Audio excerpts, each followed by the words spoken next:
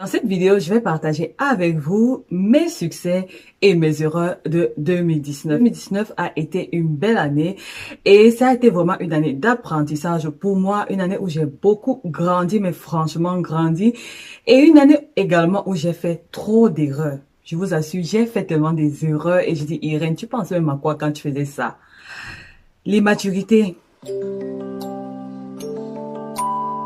Salut mes petits et bienvenue sur ma chaîne, j'espère que vous allez bien.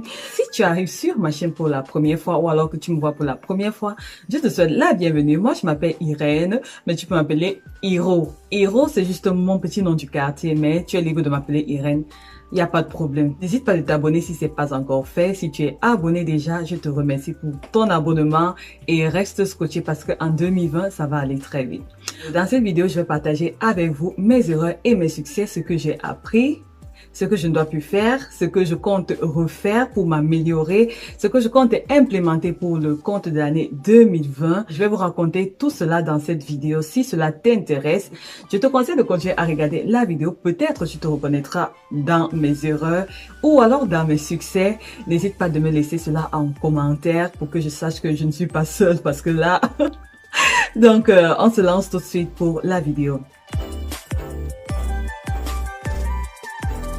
Voilà. 2019 a été vraiment une année très belle et très enrichissante parce qu'il y avait des ups et des downs, c'est-à-dire il y avait des bons moments et il y avait des mauvais moments et ça ce sont toutes les saisons de la vie. Ce n'est que normal, il y a l'hiver, il y a l'été, il y a le printemps, il y a l'automne. Tout ça font partie de la vie et c'est comme ça que ça doit être. Ne nous attendons toujours pas que tout soit toujours nickel, toujours... Non, il faut ça pour que nous grandissions. Donc 2019 a été une très belle année parce que j'ai appris beaucoup de choses. J'ai appris, mais... Je perds même les mots. On va refaire. Il y a un adage qui dit que pour aller de l'avant, il est souvent parfois nécessaire de faire un petit recul pour mieux avancer. Bon, là, j'ai paraphrasé. Donc, c'est le pourquoi je tenais vraiment à faire cette vidéo. Je voulais commencer avec un DIY, mais je ne me sentais pas bien. J'ai dit, je vais partager ceci avec vous parce que j'ai appris pas mal de choses durant l'année 2019. J'ai grandi. C'est juste incroyable et je suis fière de moi-même et de ce que j'ai pu accomplir durant l'année 2019. Des choses que je croyais pas que je pouvais accomplir. Et je sais que je pouvais m'accomplir encore plus si j'avais été disciplinée et si j'avais été focalisée. C'est ce dont je vais vous parler tout à l'heure. L'année 2019, j'ai appris à tracer les patrons, j'ai appris à transformer les patrons, j'ai amélioré mes finitions, j'ai appris à coudre une veste, un blazer, j'ai appris à réaliser un col tailleur, j'ai appris à faire une découpe princesse, j'ai appris à coudre et à tracer une chemise, une robe chemise, j'ai appris à tracer, il y a pas mal de choses, une combinaison. J'ai appris à... Bref, j'ai beaucoup expérimenté les modèles cette année, mais ce n'était pas toujours facile, c'était pas toujours évident. J'ai affronté certains patrons qui me faisaient peur, comme le patron de corsage de base que j'avais partagé sur la chaîne. C'était un patron qui me faisait tellement peur et je suis fière de moi parce que j'avais... J'avais pris mon courage et je l'ai fait et le plus difficile c'était de le partager avec vous et ça a été vraiment un défi que j'avais relevé et je suis fière de moi. Je ferai une vidéo pour les patrons uniquement pour vous partager vraiment les expériences que je rencontrais derrière les scènes, mes sentiments, comment est-ce que je me sentais, les difficultés. On verra tout ça. J'ai appris à placer une fermeture invisible jusqu'à ce qu'elle soit vraiment invisible comme son nom. C'est en 2019 que j'ai appris. J'ai appris comment tracer un col de chemise, quelque chose qui me faisait peur. J'ai appris comment faire la boutonnière. J'ai appris comment monter une doublure, les doublures à l'intérieur. Toutes ces choses, je les ai apprises en 2019. En 2018, je ne connaissais rien de tout cela. Toutes les vidéos que vous avez vues tout au long de l'année 2019, ce sont des choses que j'ai apprises en 2019. Vous vous rendez compte? En 2018, c'était l'année où j'avais ouvert ma chaîne YouTube et c'était l'année où j'avais le plus cousu. Et l'année 2019 était l'année où j'ai le plus tracé les patrons. Et je me demande ce que je vais le plus faire cette année 2020. La première leçon que j'ai apprise en couture durant l'année 2019, c'est de ne jamais être pressé. Je ne vais pas trop entrer dans les détails, je vais juste faire un bref. C'est de ne jamais être pressé parce que je me rends compte que j'étais très pressée. Au début, vraiment, j'étais très pressée de faire des tests, j'étais très pressée de coudre, j'étais toujours pressée, mais vraiment pressée, comme je dis, pressée comme la diarrhée. Je n'avais pas de patience. J'ai beaucoup de patience dans d'autres domaines, mais au niveau de la couture, à certains endroits, je me rendais compte que je n'avais pas de patience. Donc, j'étais toujours pressée, il fallait que je teste vite, il fallait que je trace vite et je me retrouvais en train de faire des erreurs pas possibles. Donc, ce qui faisait en sorte que j'avais beaucoup de gaspillage. J'ai gaspillé pas mal de tissus. Je suis pas fière de le dire, mais c'est vrai.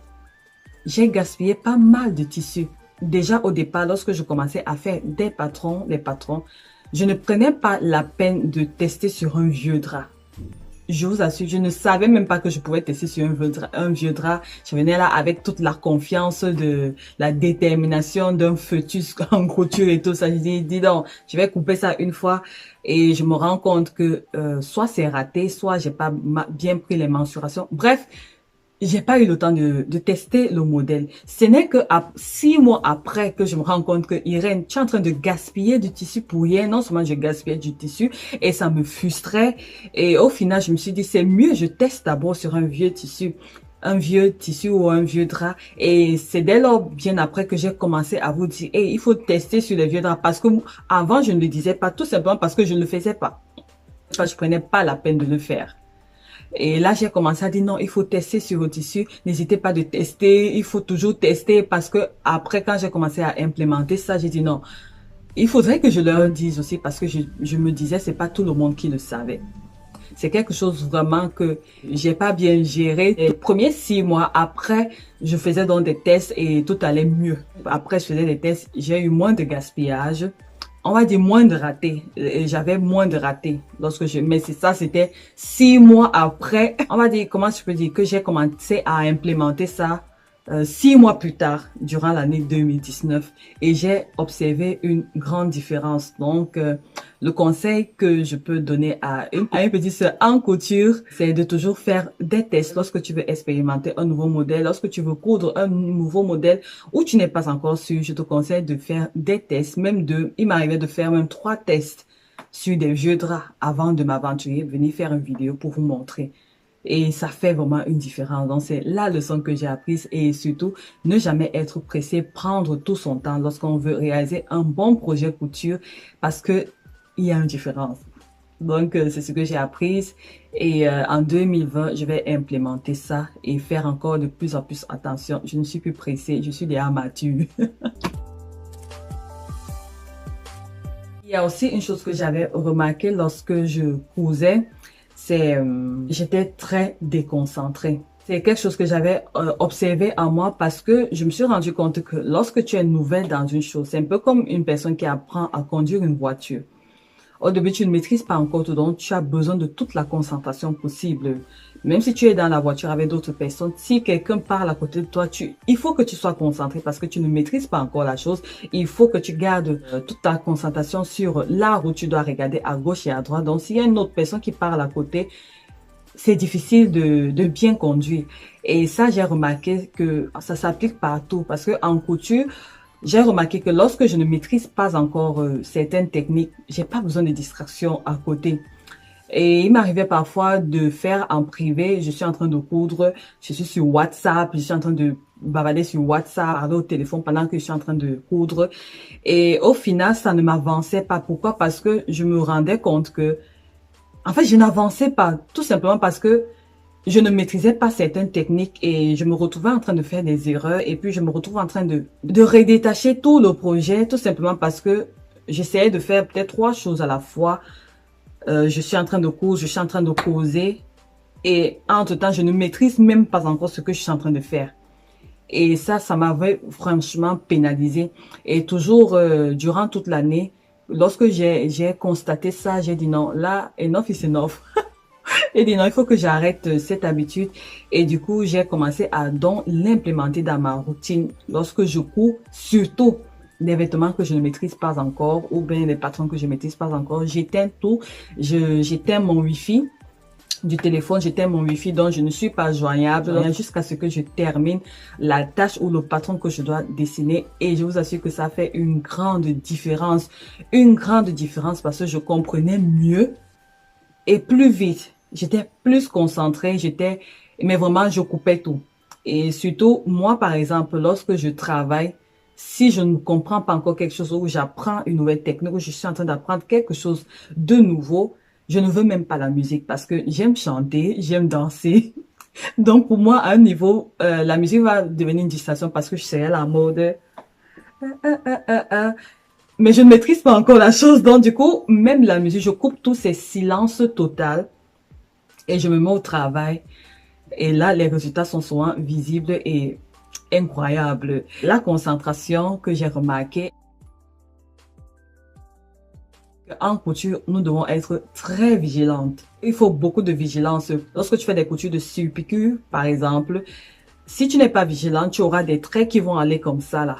Mais il faut vraiment beaucoup de vigilance, de concentration. Tu dois être vraiment focus sur ta création. Et là, tu vas voir, les points seront bien, surtout pour les finitions. Et c'est ça que j'ai beaucoup remarqué. Je me suis améliorée à ce niveau. Cette année 2020, je compte beaucoup l'implémenter encore dans ma routine parce que je veux voir une différence au niveau de mes créations. J'ai vu un peu ce que ça donne et ça m'a plu. Donc, je veux continuer à appliquer cette technique cette année 2020. Être vigilante, être focalisée, être concentrée lorsque tu es en train de coudre quelque chose de nouveau. Pas de WhatsApp, pas de Facebook, pas de Instagram. Juste toi et ta création. Et tu verras une différence énorme. Pas de bavardage aussi à côté. Surtout quand tu commences, les débutantes là. Là, ce sont les secrets que je partage comme ça avec vous. Et ça va changer, mais vraiment, votre apprentissage. J'ai aussi remarqué durant l'année 2019 que je ne prenais pas la peine d'étudier mes tissus. Je ne prenais pas la peine de savoir le tissu s'il va avec quelle aiguille. C'était pas mon problème. Mon problème, c'était juste, il faut que je coupe ma chose et je continue ma route. Mais j'ai compris que ça ne fonctionne pas comme ça en couture et il fallait que je sache tel tissu va mieux avec cette aiguille. Et ainsi de suite, et ainsi de suite. Il y a des aiguilles qui sont compatibles à certains tissus et d'autres qui ne le sont pas. Je n'ai pas implémenté ça vraiment, genre, à la lettre. Mais je vous assure, dernièrement, lorsque je devais coudre, je sais même pas ce que je devais coudre. Je devais coudre un headband, un turban en satin. Et j'avais acheté une aiguille spéciale avec des pointes encore plus fines pour les tissus légers. Mais franchement, j'ai vu une différence lorsque j'étais en train de coudre. C'était plus fluide. Ça ne s'accrochait pas, mais j'ai vu une différence. Et cela m'a rappelé une fois, j'ai eu mes séries ici dans dans ma ville. C'est cette dame qui m'avait dit, j'étais partie acheter l'aiguille. Elle me dit, tu veux quelle aiguille? Tu es en train de coudre quel tissu? Je lui ai dit que le wax, le tissu sur le coton et tout ça. Et parce que j'avais un problème, l'aiguille se cassait. Et elle me dit, il te faut certaines aiguilles pour avoir... Et en fait, c'est ce jour-là que je me suis rendu compte que je lui ai dit, mais comment? Elle me dit, non, il y a certaines aiguilles pour certains tissus. Et je lui dis, mais à chaque fois, je dois changer les aiguilles. Elle me dit, oui. Elle me dit, nous, on change parce que c'est une mercerie et elles font aussi des projets couture là-bas. Je lui dis, donc à chaque fois que vous cousez, vous changez les aiguilles. Si tu couds du jersey, elle me dit, oui, je change les aiguilles à chaque fois. J'ai dit, wow. Et c'est vrai qu'elle m'avait donné cette astuce, elle m'avait donné cette technique. Mais je vous assure que je n'ai pas implémenté la technique. J'ai dit, oui, j'ai compris. Elle m'a même donné un guide de toutes les aiguilles dont j'aurais besoin. J'ai acheté mon aiguille universelle. J'ai cousu toutes choses avec le jean, le satin, tout. Je n'ai pas écouté ses conseils. Mais c'est maintenant que je comprends qu'elle avait raison et ce sont des choses que j'aimerais implémenter tout au long de l'année 2020 parce que je veux que mes créations soient top. Donc, c'est ça, il faut connaître ton tissu, c'est très important. Comment est-ce que tu dois le traiter, comment est-ce que tu dois le repasser, à quelle température, parce qu'il y a d'autres tissus que j'ai brûlé comme ça, le fer à repasser était trop élevé. Donc, ce manque de connaissances, voilà, dans la chose, quoi. Mais ça fait partie du processus d'apprentissage. La couture est très vaste et il est difficile de connaître tout en un clic comme ça. Et j'aimerais vraiment cette année apprendre comment gérer tel ou tel genre de tissu et partager cela aussi sur la chaîne pour que nous soyons meilleurs de plus en plus. Je veux pas que nous soyons juste des couturiers qui courent comme ça sans bref. Mais sinon, qu'on prenne la peine de connaître quand même certaines basiques et d'avancer plus vite encore dans les projets couture. J'ai aussi appris en 2019 de savoir prendre les techniques de couture au sérieux. Tout simplement parce que ce sont elles qui font la différence. Les techniques vont sauver la vie de nos créations. Lorsque tu maîtrises la technique, ça apporte une différence au niveau de la création. La création, elle est encore plus belle. Un peu comme peut-être le col de chemise. Normalement, c'est que pour coudre un col de chemise, il faut le thermocoller pour que ce col soit un peu plus rigide. Et lorsque tu ne le fais pas, tu verras une différence. Ce ne sera pas si joli que ça. Et la façon de le coudre, les finitions et tout. Et c'est ce que j'ai appris. Ce que je fais généralement, c'est lorsque je prends une création, par exemple, on va prendre le cas d'une chemise, il y a des choses que je ne maîtrise pas. Je vais les apprendre séparément. Par exemple, le col, comment tracer le col de chemise, je vais l'apprendre séparément. Comment le coudre, je vais l'apprendre séparément. La boutonnière, comment le coudre, je vais l'apprendre séparément. Donc, toutes les petites techniques que je retrouve dans une création, je les apprends séparément. Et après, lorsque je les ai maîtrisées séparément, la boutonnière, par exemple, ou la fermeture invisible, maintenant, je vais les prendre et les additionner sur mon projet maintenant parce que je les ai maîtrisées déjà avant. Mais si tu te lances comme ça dans le projet, tu ne maîtrises pas encore la boutonnière, tu ne maîtrises pas encore ceci, ce sont des choses qui vont te faire peur et tu vas faire tellement des erreurs. Soit tu seras découragé, soit tu diras non, ça va te prendre plus de temps à apprendre. Mais depuis que j'ai commencé à utiliser cette technique, j'apprends chacun de son côté. Et ensuite, maintenant, je viens juste l'ajouter. C'est un peu comme un gâteau que tu es en train de faire. Et puis, tu vas ajouter ça, les œufs, la farine. Tu mixes le tout et tu auras ton gâteau. Donc, c'est un peu ce que j'ai appris l'année 2019. C'est de connaître les techniques, de maîtriser les techniques et prendre le temps d'apprendre ces petites techniques à part avant de t'engager à les implémenter dans ta création. J'espère que ceci va aussi t'aider.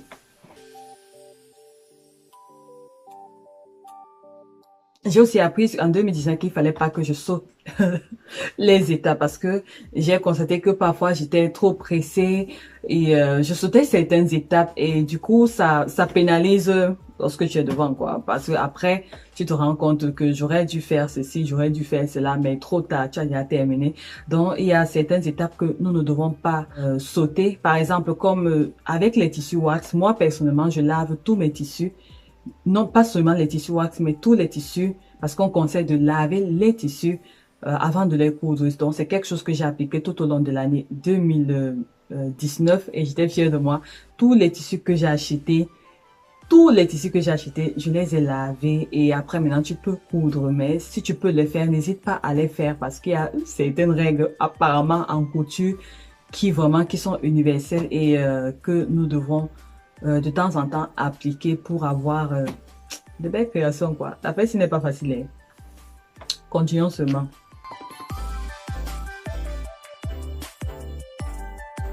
Il y a quelque chose.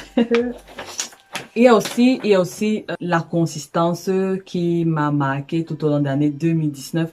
J'ai été consistante vers la fin de l'année, lorsque j'ai pris conscience de ce que je faisais, parce que je ne terminais pas mes projets, j'ai des projets qui sont à moitié, mais grave, peut-être j'aurai le temps de vous montrer ça. J'ai des projets qui sont à moitié, pas finis, pas terminés, tout simplement parce que je me lançais comme ça dans le projet. Comme j'ai dit plus haut, je ne prenais pas le temps d'étudier le projet. Je ne prenais pas le temps de regarder toutes les techniques que j'ai à faire. Par exemple, si je veux faire une chemise, je me lançais comme ça dans le projet ou alors un bustier, je me lançais comme ça dans le projet sur mon bon tissu sans l'avoir testé sur une toile, sans avoir pris le temps d'observer quelles sont les techniques que ce projet requiert ou demande.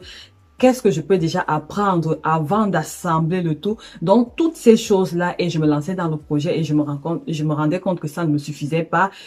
J'étais frustrée, je jetais, je allais prendre notre tissu pour le même projet. Ça ne donne pas, allez, je mets de côté, je pars prendre notre tissu et je me suis retrouvée avec, j'ai dit, lorsque je vous dis ça, ça me fait même mal au cœur. Donc, je me suis donné la punition à moi-même de récupérer tous ces tissus parce que c'est de l'argent gaspillé Et ça, c'est pas bon.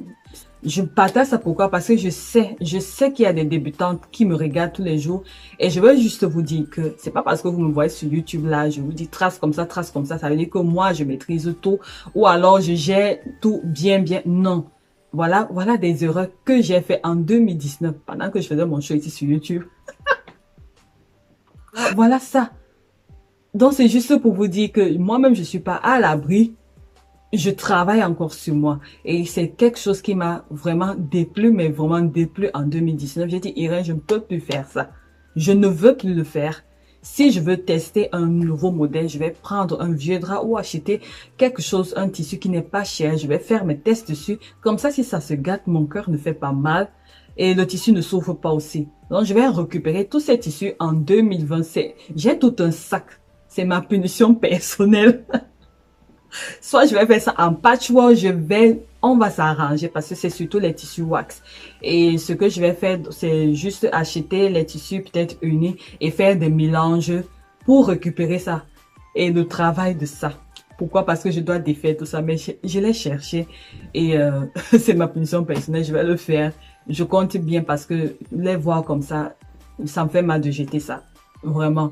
Donc c'est une leçon que j'ai appris, c'est vraiment de tester tous mes tissus, de ne pas m'hasarder à entrer dans un projet comme ça avec non, prendre le temps, même si j'ai l'impression que je maîtrise la chose, si je ne l'ai pas encore fait, que je prenne le temps de prendre vraiment le temps de faire des tests avant de me lancer dans le projet. L'organisation. L'organisation, j'ai constaté que j'étais désordonnée. Non seulement dans mon atelier de couture, mais dans mes projets couture. Dans mon atelier de couture, c'est parce que je commence par exemple à dessiner le patron ici. Je suis de l'autre côté en train de couper le tissu. Après, je suis de l'autre côté en train de je sais pas quoi. Je suis de l'autre côté. Quand tu es arrivé dans mon atelier, que je suis en train de tester un nouveau modèle, tu auras l'impression qu'il y a une bombe c'est-à-dire une bombe qui a explosé. C'est de partout. Toute une pièce remplie, les tissus, là-bas, les papiers, patrons. Oh, c'est vrai. Je n'ai même pas une photo. C'est parce que j'oubliais. C'est que je faisais des photos avant pour vous montrer que c'est vrai. Il y avait des fois, moi, je fouillais mon atelier de couture. Quand je viens, j'ouvre comme ça, je referme la porte, je sors. Parce que je ne savais même pas par où commencer. Et après, donc, c'est vers la fin de l'année que j'ai dit non, stop, il faut qu'on arrête ça. Donc, du coup, qu'est-ce que je faisais? Lorsqu'il s'agit seulement de dessiner le patron, parce que comme je dis, avant, je dessine le patron, je laisse mon papier de patronage là, et tout, les règles, je laisse là. J'ai le tissu là, je coupe directement, j'ai ça. Donc, finalement, je me retrouvais avec trop de choses dans mon espace. Donc, du coup, ce que j'ai finalement fait, c'était, lorsqu'il s'agit de dessiner le patron, je prends le temps de dessiner mon patron, je le termine, je range tout ce qui est lié au patronage de côté. Maintenant, je prends donc mon tissu, je coupe tous les tissus, toutes les pièces dont j'ai besoin. Je range tous les autres tissus dont je n'ai plus besoin, je range. Et maintenant, je me mets à coudre. C'est pas facile. Parce que ça n'a pas été facile et je bagarre encore jusqu'à l'heure actuelle. Donc, l'organisation est très importante. Mais je pense que j'aurai le temps d'entrer vraiment dans les détails au fur et à mesure cette année parce que sinon, c'est vraiment très long. Il y a beaucoup de choses que j'ai appris. Une chose aussi que j'ai appris, c'est de savoir m'arrêter. Je pense que beaucoup vont se reconnaître ici. C'est de savoir m'arrêter lorsque je cours. De savoir prendre des pauses, de savoir un peu dormir. Parce que j'ai l'impression que nous, les couturières, je ne sais pas si c'est à moi que ça arrive. Si ça vous arrive aussi, laissez-moi ça en commentaire. Parce que nous, les couturières, je pense que c'est un peu comme, ça devient soit un peu comme une drôle. Lorsqu'on commence un projet, il faut le terminer. Et j'étais du genre, lorsque je commence un projet, il doit se terminer le même jour. Je ne veux pas dormir avec le projet. Donc, je vais tout faire. Même si après, je dois manger, je suis là en mangeant. Je mange vite. Parce que hey, j'ai mon projet là, je dois terminer. Et parfois, je me retrouvais à dormir à 4 h du matin, 3 h du matin, à cause d'un projet. et tu te réveilles le lendemain à 6 heures, tu te rends compte que le projet, il est même raté et que tu dois même encore détacher. Tout simplement, pourquoi? Parce que j'étais fatiguée. C'est-à-dire, tu es là avec le sommeil, mais tu es là comme ça, là. Tu es comme ça parce que tu veux voir la fin, parce que tu veux vite finir. Tu veux vite terminer. En fait, tout ce que je vous raconte là, c'est vers la fin de l'année que j'ai pris conscience de ça. J'ai dit non, il y a un truc qui ne va pas. Et j'ai donc pensé que non, si je continue comme ça, je vais pas arriver. Ou bien je vais arriver, mais avec trop de difficultés. Parce que comme je dis, je me trouvais en train de coudre un vêtement que je veux voir la fin. Il faut que je voie comment ça tombe sur moi et tout et tout. Et je dors peut-être à 4 heures du matin.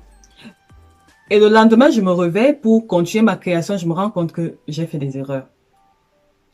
Soit j'ai utilisé le côté envers comme côté endroit. Soit mes points droits sont comme ça, ils ne sont même pas droits, ils sont penchés. Et du coup, je me retrouve avec le découp vide. Et je commence encore à détacher. Donc, le temps que j'ai pris pour coudre ça toute la nuit, ça dit, en fait, le temps que je pensais gagner, en restant sur ça, sur la création tout au long de la nuit, en fait, je l'ai perdu parce que je me retrouve en train de redétacher, ce qui prend encore plus de temps, et puis recommencer. Donc, c'est ce qui s'était passé et j'ai dit, je ne vais plus, lorsque je suis fatiguée ou bien lorsque je sens que non, ça, il faut que je pose d'abord ça. Je vais laisser la création, même si ça me prend 3 jours pour la terminer, je vais attendre que ça fasse 3 jours pour la terminer et je vous assure que ça fait une grande différence. Et il y a certains projets, et cela m'arrive même avec lorsque je voulais tourner des vidéos DIY, surtout les vidéos de couture. Les vidéos patron, ça va encore. Mais les vidéos de couture, je voulais que lorsque je commence, il faut que je termine le même jour. À un moment, ça ne m'avançait plus à rien. Donc, du coup, il y avait certaines vidéos DIY que vous voyez là, qui me prenaient 3 jours. 3 jours, je suis sur le même projet couture. Mais j'ai trouvé que c'est mieux parce que c'est moins stressant, je fais moins d'erreurs, je suis plus concentrée et ça, je conseille vivement. Je sais pas si d'autres personnes sont dans le même cas que moi, mais c'est ce que j'ai appris maintenant que à un moment, il faut prendre des pauses. Lorsque je suis en train de coudre, si j'ai à coudre peut-être 2-3 heures, que je prenne une pause même de 30 minutes, mais vraiment, je sors de l'atelier, je fais autre chose. Et après, je reviens, je ne mange même pas au niveau de la télé, je mange à la cuisine, jusqu'à la maison. Dès que je reviens, je suis plus rafraîchie, je suis plus concentrée et je continue et je prends une pause. Lorsque j'ai travaillé pendant 8 heures comme ça sur une création, si elle n'est pas encore terminée, c'est pas un problème. Je vais retourner le lendemain sur la création et je vais continuer. Et ça m'a beaucoup aidé vers la fin de l'année. Ah, l'apprentissage continue. Durant l'année 2019, j'ai aussi appris à affronter mes peurs, affronter des projets couture qui me font peur. J'ai appris à me défier vraiment beaucoup, beaucoup, beaucoup. J'ai appris à affronter des patrons, transformations de patrons qui me faisaient peur et c'était une belle chose. Il y a d'autres que j'ai pas pu faire parce que j'avais encore très peur. Oui, j'avais encore très peur et j'ai refait ma liste des projets que je veux vraiment faire, que j'ai pas pu faire l'année dernière, tout simplement parce que, bon, la peur m'avait envahi, mais cette année, level up! Cette année, je vais les affronter et vous le verrez en vidéo, quoi. Donc, c'est un peu ça. En 2019, ce que j'ai aussi appris, c'est de vraiment être toujours dans la gratitude, d'être toujours reconnaissant, d'être toujours fier de moi. Et je pense que vous l'avez remarqué d'ailleurs vers la fin, ou bien vers la fin de l'année, je vous disais toujours, soyez fiers de vous, dansez, appréciez-vous. En fait, lorsque je vous dis tout ça, c'est parce que ce sont des choses que j'ai commencé à faire et j'ai vu comment ça me faisait du bien à l'intérieur de moi-même. J'ai dit, ah oui, j'ai quand même fait ça parce que j'étais très dur avec moi-même, vraiment très, très dur. Pas droit à l'erreur, pas droit à ceci, non, tu ne dois pas faire ça, pourquoi tu as fait ça, c'est pas bien, machin, Alors du coup, j'ai appris à me féliciter, à m'accepter tel que je suis, à ne pas attendre trop de moi, mais vraiment à comprendre que je suis en train, c'est le processus d'apprentissage. Quand tu es en train d'apprendre, il y a des étapes que tu dois passer par là, sinon tu ne peux pas apprendre. Donc j'ai appris à me comprendre moi-même, à me dire, Irène, Tu es en train d'apprendre, tu es en train d'étudier, c'est le processus. C'est comme un enfant qui apprend à marcher, il va tomber plusieurs fois avant de bien marcher. Donc, dis-toi que c'est le même processus. Tu vas tomber, tu vas échouer. Même tout ce que je raconte là, c'est un processus. Cette année 2020, je ne vais plus, comment dire, les répéter. Peut-être il y aura certains que je vais répéter, mais il y en a certains que je vais plus répéter. Et en 2021, ça sera plus pareil. En 2025, ça sera plus pareil. En 2030, ça sera plus pareil. Vraiment se féliciter, peu importe, malgré que je dis que j'ai fait les erreurs, tout ce que je garde en tête, c'est que malgré ces erreurs, j'ai beaucoup appris et j'ai eu vraiment des résultats encore plus grandioses lorsque j'ai commencé à implémenter tout ce que je vous dis là. Et je suis vraiment excitée pour cette année, comment est-ce que les choses vont se passer. Voilà, j'espère que cette vidéo vous aura plu. Désolée si elle a été longue, mais je pense qu'elle est longue, mais elle est enrichissante, que chacun peut-être se reconnaîtra sur un point ou deux points que j'ai cités. C'est juste ce qui s'est passé avec moi, mais en dépit de tout ça, je suis fière de ce que j'ai accompli cette année. Et parfois, il faut des erreurs pour mieux avancer. Cette année également, je compte rajouter une rubrique sur la chaîne YouTube parce que je me suis rendu compte que il y a plusieurs de personnes qui viennent à moi pour des conseils. Il y a plusieurs personnes qui sont motivées lorsque je parle parce que lorsque j'intègre ça dans mes vidéos couture, parfois ça peut m'être long et du coup je ne dis pas souvent tout parce que j'ai souvent beaucoup à dire. Mais comme je ne veux pas que ça soit long puisque nous sommes là pour coudre, quand la personne vient revoir la vidéo, ça peut ennuyer. J'ai donc réfléchi, séparer ces vidéos. Il y aura une vidéo désormais en plus sur la chaîne chaque samedi à partir de 10 h. Une vidéo où je vais motiver mes sœurs couturières, mes fœtus, mes grands-mères, bref, une vidéo pour nous motiver à rester vraiment boostés tout au long de l'année. Donc, il y aura des petites vidéos, je sais pas si ça sera petite, mais des vidéos un peu de ce genre avec des conseils, avec des stratégies, comment évoluer vite en couture, comment vaincre sa peur en couture, mais vraiment de motivation. Et je pense que cela va vous plaire, je l'espère vraiment. Ces vidéos vont commencer à partir de février 2020. C'est en ce moment-là que je vais commencer à implémenter ça et on verra ce que ça va donner jusqu'à la fin de l'année. C'est un nouveau concept, mais toujours avec pour but de vous aider parce que je veux vous voir réussir. Je suis fatiguée d'entendre Irène, j'ai ma machine à coudre, mais j'ai peur de la toucher. Irène, je suis fatiguée. Je suis fatiguée et il faut que je fasse quelque chose à mon pouvoir. J'aime motiver les gens, j'aime voir les autres réussir. Pour moi, c'est pas un problème, je le fais avec plaisir et avec amour. Si ça peut aider, j'ai vu ça aider certaines personnes lorsque je parle, lorsque je dis fais ça, lorsque je dis tu peux le faire, des personnes se sont dépassées et je pense que c'est quelque chose qui va apporter une différence dans vos vies. Et pour celles qui hésitent encore, qui me guettent seulement du coin de l'œil devant la vidéo comme ça, elles disent, je sais même pas si elle peut me lancer, hein. Ces vidéos seront pour vous. Ça sera là pour vraiment déclencher quelque chose en vous et ce qui vous faisait hésiter, que vous puissiez vous lancer avant que 2020 ne se termine. Voilà, c'était tout pour aujourd'hui. J'espère que la vidéo vous a plu. N'hésitez pas à liker, à partager, à commenter si elle vous a plu bien sûr et à me laisser vos avis s'il y a des choses que vous aussi des résolutions que vous avez prises pour cette année concernant la couture. N'hésitez pas à les partager avec moi. Si vous avez aussi des astuces pour être organisé, pour être, je sais pas quoi, tout ce qui est prenable, je suis preneuse. Donc, l'aventure continue et je vous retrouve la semaine prochaine pour une nouvelle vidéo DIY cette fois-ci. Et restez en santé, restez en paix, restez créatifs, soyez fiers de vous. Soyez fiers de vous et félicitez-vous et que votre année 2020 soit meilleure en couture et que nous évoluions ensemble. D'ici là, restez en santé, restez en paix, restez créatifs et surtout que Dieu vous bénisse. Je vous embrasse très fort. Bisous. Bye bye.